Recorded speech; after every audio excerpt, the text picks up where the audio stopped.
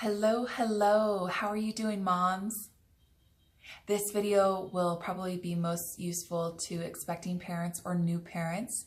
I'll kind of share with you what we did for overnight sleeping arrangements and nap training, and hopefully this is helpful to you.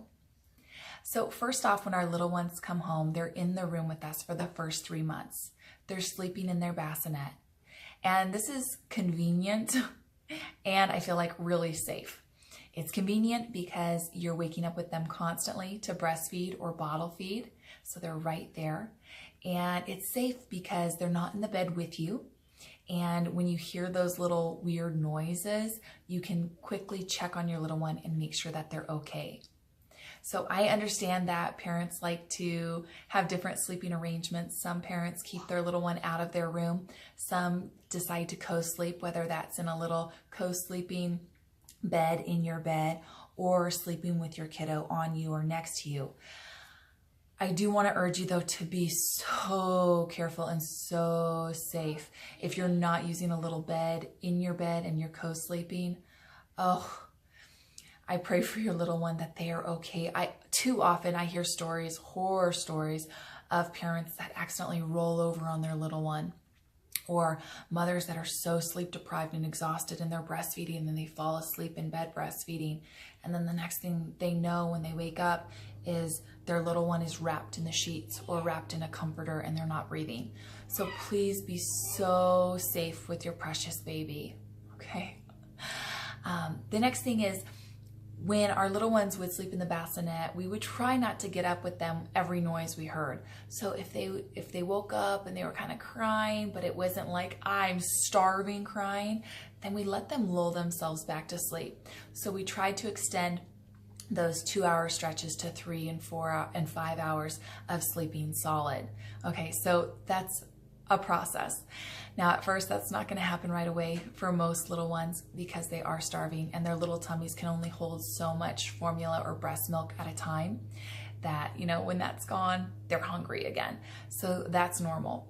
So at 3 months, we would move our boys into their own room in their cribs, and we had a baby monitor in their room and our room so we could hear them. And then that's when we would stretch them even more. So when they'd start to wake up, we'd see, okay, in the next 5 minutes or so, can they calm themselves down and go back to sleep? And if they did, great. And if they didn't, we would go in there and soothe them, rub their backs, try to calm them back down. If they were hungry and they were just unrelenting, then we would feed them, calm them back down, and put them back to sleep. Now, when your little one's 4 or 5 months old, they can definitely sleep through the night without being fed.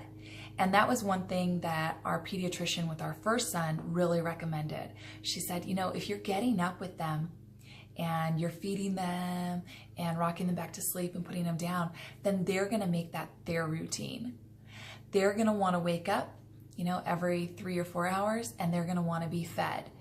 But she told us he doesn't need to be fed every 3 or 4 hours. When they're around 4 months old, 5 months old, definitely, they can fill their tummies before bed and they can make it through the night.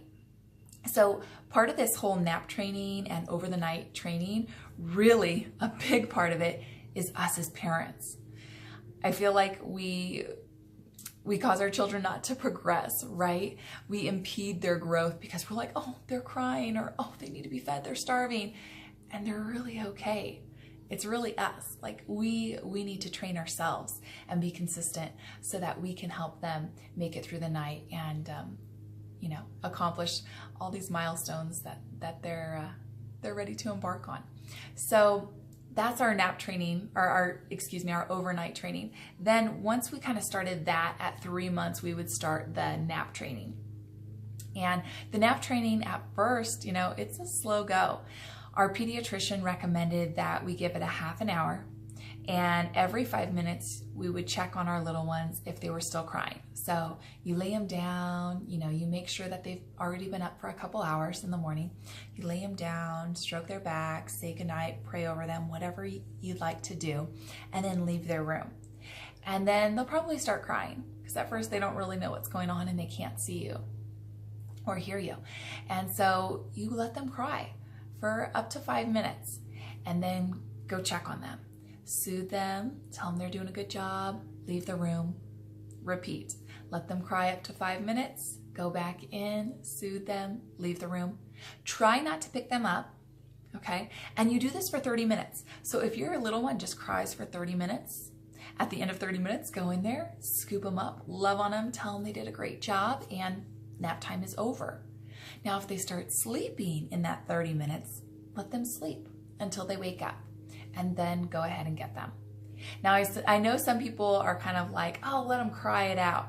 When they're so little, that's not good for them, honestly. Like, I don't think it's good for them. They get so wound up and they can get so upset and they don't know how to bring themselves back down. And during those first few months, that's really where you're establishing that trust with your little one. They are trusting you that you're going to meet their needs, that they can communicate with you even though they can't talk yet, that you can understand them, you can see what their needs are, and that you're going to meet those needs. And every time you're meeting those needs, you're building trust with your little one. Now, obviously, if your little one's just throwing a tantrum or upset and you've fed them, you've changed them, and nothing's wrong with them, you don't need to pick them up all the time, right? But if they have needs, like they're hungry or they're tired, if you're not meeting those needs, you're not building that trust initially. So please don't let them just cry it out indefinitely. If you're going to let them cry it out when you're first doing the nap training, 5 minutes is a good rule of thumb. That's what was recommended to us, and that's what we felt comfortable with, and it seemed to work. Now, when your little one starts actually sleeping during the nap trainings, then, try to stretch them. So if they're already sleeping for 20 or 30 minutes, see if once they wake up, you can let them go a little bit longer. So if they're playing in their bed and they're talking and maybe they make a little cry and then they stop and they make a little cry and stop, let them stretch it out. Try to start stretching them to an hour or an hour and a half nap. Then once they start sleeping 45 minutes, try to get another 45 minutes out of them. Usually their little sleep cycles are about 45 minutes. So if they sleep for 45 minutes and you let them be for a few minutes to kind of work it out, if they're not screaming, give them 5-10 minutes to get back into that next sleep cycle, and they'll sleep another 45 minutes. And that will be fantastic for you as a parent. Okay. I mean, really, when you can start getting your kiddo to sleep through the night and sleep through naps, it goes from work to enjoyment. I mean, obviously you love your child and there's so many precious moments, but when you feel like you can just have a moment to use the restroom, get a cup of coffee, change the load of laundry, and not need to tend to anyone, you will have so much more peace and calm and be in a better state of mind for your little one when they wake up. And then when your little one wakes up, you actually miss them when they're taking their nap and you're excited to see them. And so they're excited to see you. So it works out wonderfully. For naps, usually we'll do a morning nap and an afternoon nap.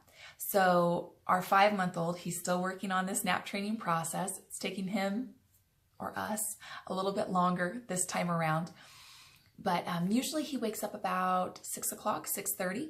So I put him down for his next nap around 8:30, 9 o'clock. I really try to aim for 9 o'clock because I run a childcare and I try to have, the little ones on the same nap schedule and the older ones on the same nap schedule. So I let him go for about 2.5 hours, if I can stretch him to 2.5 hours. And then I put him down for his first nap. And then I try to stretch him 2 little sleep cycles, so until an hour and a half. So usually he wakes up about 10:30. And then usually around 12:30 or 1, I'm putting him down for his next nap. And then in the late afternoon or early evening, if he needs to, he'll take an impromptu nap, usually in his little swing or his bouncy chair, or sometimes when he's doing tummy time, he'll just kind of fall asleep. And that's fine. Then he can make it until the evening. So one last tip for nap training initially, I don't do this anymore for our 5-month-old, but initially when they're 3 and 4 months old, is try to top them off. Try to give them a little bit of a feeding right before you lay them down so that when they do wake up in between sleep cycles, they're not thinking, I'm starving, where's my food? They're thinking, they wake up and they're like, oh, my tummy's full, I'm kind of tired, no one's coming to get me.